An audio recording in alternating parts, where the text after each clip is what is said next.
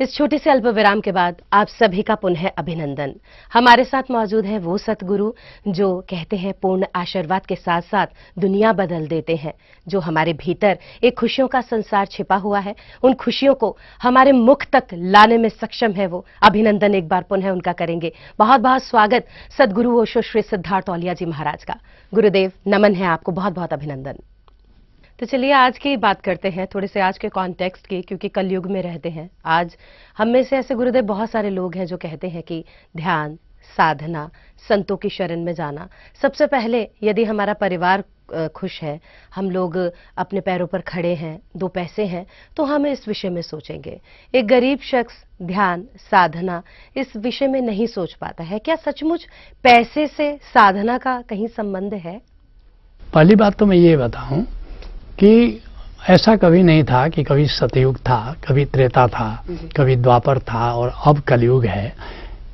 और ये मैं शास्त्राओं के आधार पर कह रहा हूं। महर्षि व्यास खुद कह रहे हैं कि कलिह शयानो भवति, जो भी सत्य के प्रति सोया है वो कलयुग में है। संजिहान अस्तु द्वापर, जो जमाई लेकर के थोड़ा उठने की कोशिश किया वो द्वापर में पहुंच गया। उत्तिष्ठत अपि त्रेतायाम, और जो खड़ा हुआ सत्य को जानने के प्रति वह त्रेता युग में पहुंच गया। और जो चलना शुरू किया, पहला कदम जिसने उठाया, संपद्यते कृतयुगे, जो पहला कदम उठाया वो सतयुग में पहुंच गया। इसलिए ऋषि कहता है चरय वेति चरय वेति चरय वेति चरय वेति, चलते चलो चलते चलो चलते चलो। तो यह युग उसके लिए, सबके लिए कलयुग नहीं है। कबीर के लिए कलयुग नहीं है, कबीर के लिए तो सतयुग है। बुद्ध के लिए, नानक के लिए, मीरा के लिए यह तो कलयुग नहीं है, तो उनके लिए सतयुग है। ओशो के लिए, सूफी बाबा के लिए, हमारे लिए यह तो सतयुग है। और हर व्यक्ति किसी भी काल में सतयुग में हो सकता है, त्रेता में हो सकता है, द्वापर में हो सकता है, और सतयुग में भी वो कलयुग में जी सकता है। जैसे भगवान राम के जमाने में जो धोबी रहता था, जिसने माँ सीता पर कलंक लगाया, वह तो घनघोर कलयुग में जी रहा था। तो ऐसे ही हम किसी भी युग में सतयुग में जी सकते हैं। फिर आपने पूछा कि इस संसार में, संसार हमेशा से ऐसा ही रहा है, बल्कि मैं कहना चाहूंगा कि आज का संसार बाकी सारे युगों से, विगत काल के पूरे युगों से आज का संसार श्रेष्ठतम है। पहले जितना अज्ञान था, पहले जितना अंधेरा था, पहले जितने लोग आतताई जितने थे, आज के युग में कोई रावण तो नहीं है जो किसी की पत्नी को चुरा के ले जा रहा है। आज के युग में कोई कंस तो नहीं है जो अपने भांजे के माता पिता को मार रहा है। आज न्याय तो है, एक प्रणाली तो है। और मीडिया के कारण कहीं अन्याय हो रहा है, कितने लोग चिल्लाने वाले हैं, कितने लोग उसका विरोध करने वाले हैं। महाभारत में काल में एक नारी का चीरहरण हो रहा था और सब टुकुर टुकुर देख रहे थे, कोई विरोध तो नहीं कर रहा था। आज के युग से बढ़िया युग कभी भी इतिहास में नहीं रहा। और साधना की दृष्टि से भी आज का युग श्रेष्ठतम युग है। और आज के युग में साधना की जितनी संभावना है, आज के युग में सत्य को पाने की जितनी संभावना है, जितना अवसर है, कभी भी किसी युग में ऐसा सुअवसर नहीं था। जी, संभावनाओं का आपने जिक्र किया है गुरुदेव, और संभावनाओं की चलिए बात करते हैं। आज एक ऐसी संभावना आज के पैरेलल चल रही है जहां सूफी संत सूफीइज्म से जुड़े हैं। भाभीइज्म को मानने वाले जो हैं वो सूफी संतों को नहीं मानते हैं। भाभीइज्म और सूफीइज्म की जो ये वर्सेस कह लें, जो ये लड़ाई है, गुरुदेव आपकी क्या प्रतिक्रिया है? ये बहुत ही सुंदर सवाल पूछा, क्योंकि आज का ये ज्वलंत प्रश्न है जी। वैसे तो जो बहावी जो तत्व है, जो रेडिकलाइजेशन ऑफ इस्लाम है, ये बहावियों के पहले भी था। बहाविज्म तो ये 19वीं सदी में आया है। मिस्र का एक विद्वान हुआ बहावी, जिसके आधा विचारधारा आज दुर्भाग्य से पूरे इस्लाम जगत में फैल रही है।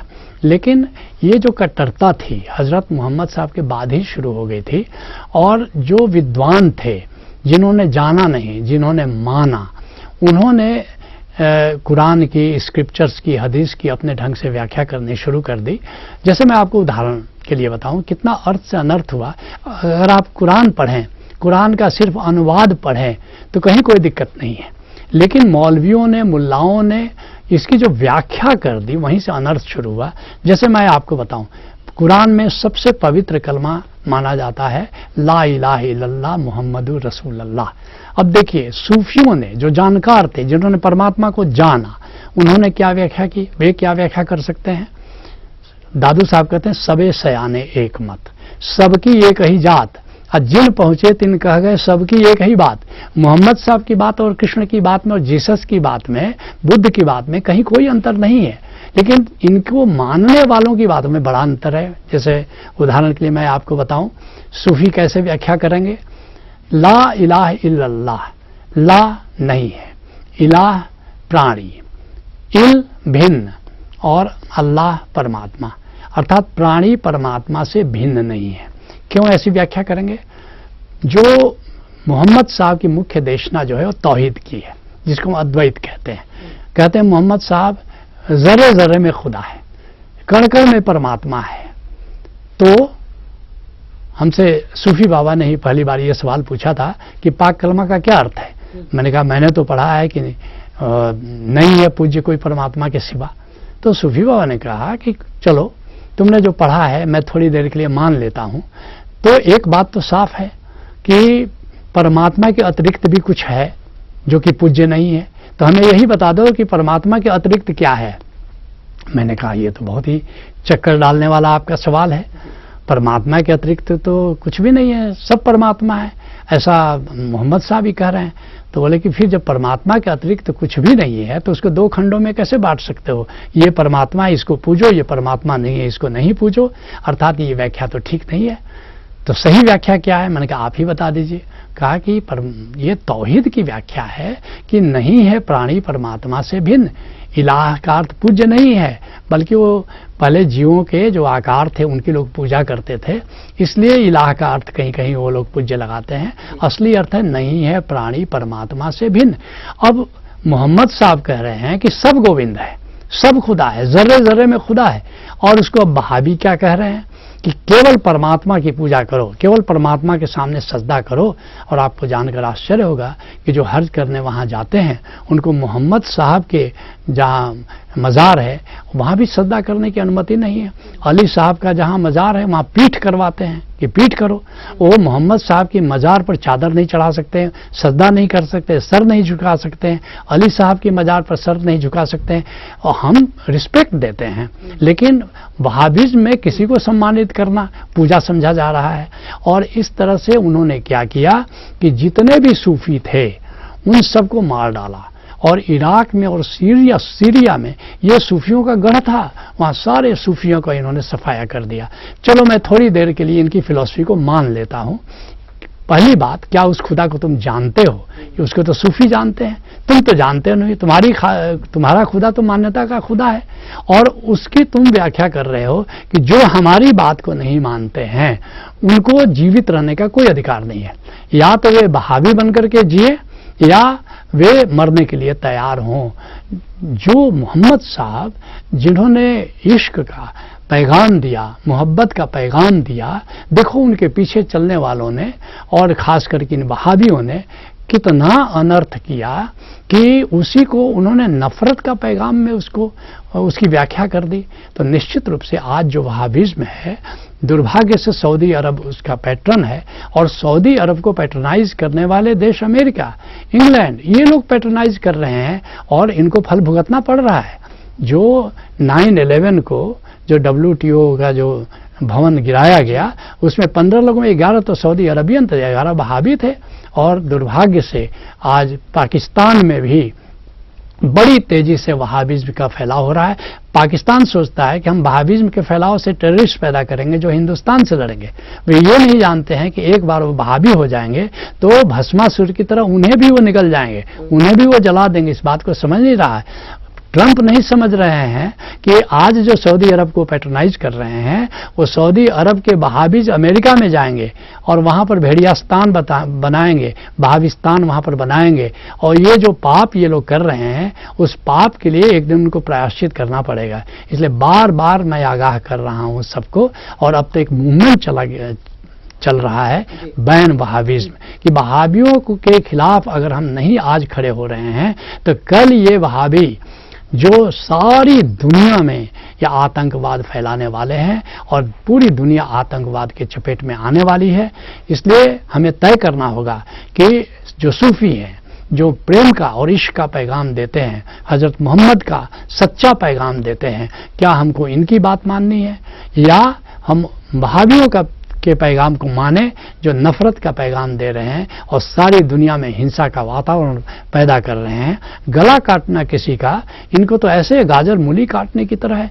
माना थोड़ी देर के लिए कि अगर इनकी फिलॉसफी चलो इन मान लेते हैं, लेकिन जो फिलॉसफी हिंसा फैलाती है, नफरत फैलाती है, वो फिलॉसफी कैसी है? क्या वो धर्म हो सकता है? क्या वो मजहब हो सकता है? हमारे इकबाल साहब ने बड़ी प्यारी बात कही थी, मजहब नहीं सिखाता आपस में बैर रखना। तुम कौन सी फिलॉसफी दे रहे हो जो बैर करना सिखा रहे हो?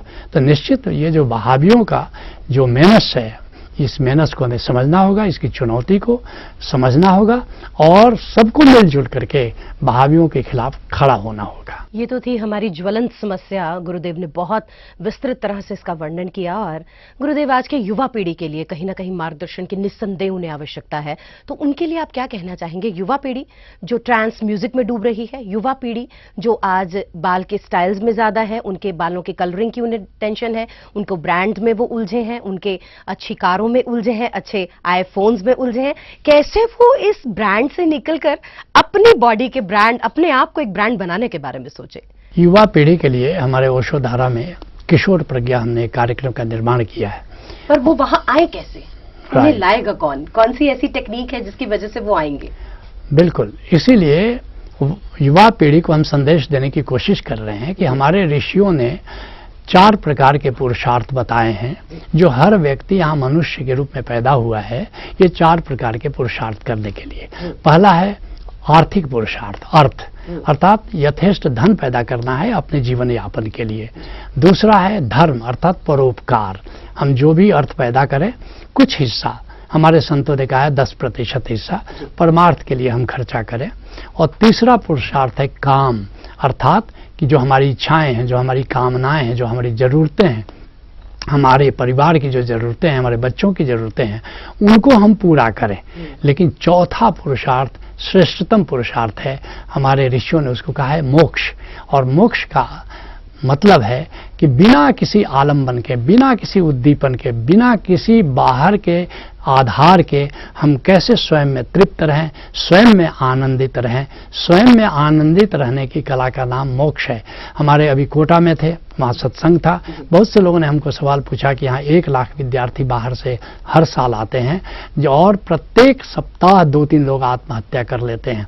मैंने उनसे कहा क्या तुम डॉक्टर नहीं बनोगे, क्या तुम इंजीनियर नहीं बनोगे, तो क्या तुम्हारे जीवन में आनंद नहीं आएगा? या क्या डॉक्टर और इंजीनियर बनने के अतिरिक्त क्या आनंद पाने का और कोई साधन नहीं है? क्या बुद्ध डॉक्टर और इंजीनियर थे? क्या कबीर डॉक्टर इंजीनियर थे? मीरा सहजो दया क्या डॉक्टर और इंजीनियर थी? तो डॉक्टर और इंजीनियर बनने से आनंद का कोई संबंध नहीं है। इसलिए आनंदित रहने के लिए हमेशा हमको भीतर अपनी आत्मा को जानना होगा, आत्मा के तल पर जीना होगा, आत्मवान होकर के जीना होगा। और जब तक हम आत्मवान होकर के नहीं जीते, आनंदित होने का कोई उपाय नहीं है। नहीं तो अगर धन प्राप्त करके कोई आनंदित हो सकता था तो बिरला सबसे आनंदित होता, टाटा सबसे आनंदित होता, हम और भी धनिक लोग हैं, अंबानी आनंदित होते, लेकिन उनके चेहरों को देखो, कोई आनंद के कोई लक्षण तो नहीं दिखाई देते हैं। लेकिन एक संत को देखो, ओशो को देखो, कभी या आज के युग में देखो, हमारे सूफी बाबा से कभी मिलो, किसी संत से मिलो, और कितना आनंद है। उनके पास कुछ नहीं है। सूफी बाबा से एक दिन मैंने पूछा कि बाबा आपके पास कुछ भी नहीं है, मैं देखता हूं कि एक कुर्ता है, एक लुंगी है, लेकिन आप जब चलते हो तो ऐसा लगता है कि सम्राट अकबर क्या चलेगा, आपके पास है क्या? वे मुस्कुराए, उन्होंने कहा कि सिद्धार्थ मेरे पास वह है जो सम्राट अकबर क्या लाख सम्राट अकबर के पास नहीं हो सकता। वो संपदा है मेरे पास रूह की संपदा है, मेरे पास आत्मा की संपदा है। और जब तक रूह की संपदा न मिल जाए, कोई मस्ती उसको जीवन में नहीं आने वाली, कोई उत्सव नहीं आने वाला, कोई आनंद नहीं आने वाला है। तो निश्चित अगर कोई चाहता है आनंद और मस्ती में जिए तो आत्मवान होकर जीने के सिवा कोई विकल्प नहीं है, और ये केवल अध्यात्म के ध्यान के मार्ग से ही आ सकता है। दर्शकों आप याद रखिएगा, सदगुरु श्री सिद्धार्थ औलिया जी महाराज जो ये बातें कह रहे हैं उन्होंने अपने जीवन में उतारी हैं, क्योंकि उन्होंने प्रशासनिक सेवाएं दी हैं, वो MBA कर चुके हैं, पीएचडी की है उन्होंने। जब उन्होंने आनंद उस भौतिकता के संसार में नहीं पाया तो आनंद के इस गहरे सागर में डूब गए, और जब हमने उनके दर्शन किए तो चेहरे पर सिर्फ और सिर्फ प्रसन्नता के भाव दिखे। गुरुदेव, दिल तो नहीं कर रहा आपसे ये बातों का सिलसिला खत्म करें, पर वक्त कहते बड़ा बलवान है। चलते चलते आज के इस अमृत दिवस पर आपका क्या संदेश रहेगा खास? बस एक ही संदेश है कि अपनी आत्मा की खोज करो, भीतर ध्यान में जियो, बाहर प्रेम में जियो। हरिओम तत्सत। बहुत बहुत शुक्रिया हमारे साथ बातचीत करने के लिए। कहते समुद्र सबके लिए एक है, पर कोई उसमें से मोती खोज रहा है, कोई मछलियां खोज रहा है, कोई सिर्फ अपने पैर गीले कर रहा है। आप क्या कर रहे हैं? ये प्रश्न आज का सोचेगा, उत्तर भीतर से ही मिलेगा, जैसा सद्गुरु ओशो श्री सिद्धार्थ औलिया जी ने कहा। उर्वशी जैन आपके साथ ही दे इजाजत। नमस्कार।